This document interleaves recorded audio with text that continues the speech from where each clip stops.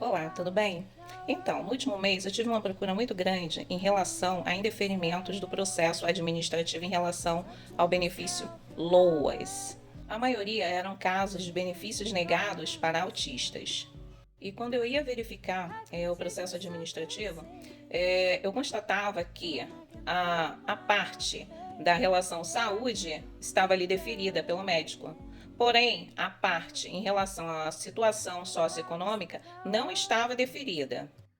Em muitos dos casos, o núcleo familiar era composto apenas do pai, da mãe e do filho.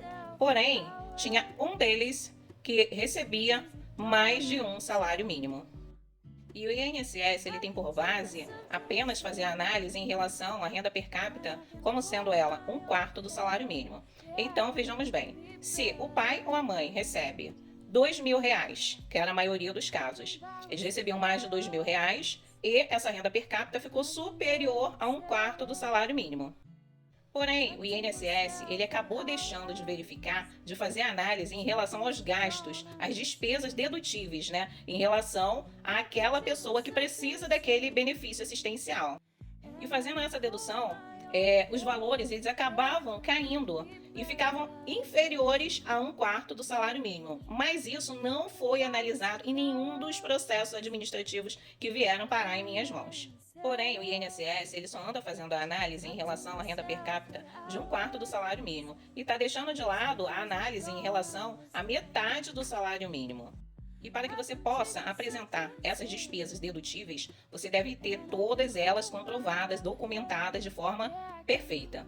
Então, você pode deduzir gastos com medicamentos, tratamentos, alimentação especial, mas tudo isso tem que estar muito bem comprovado, tá?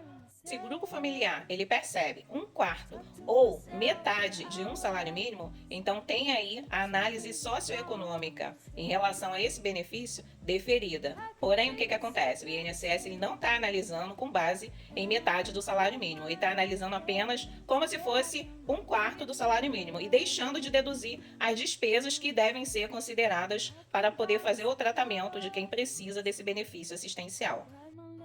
Se você ficou com mais alguma dúvida, deixe aqui nos comentários que eu vou te responder.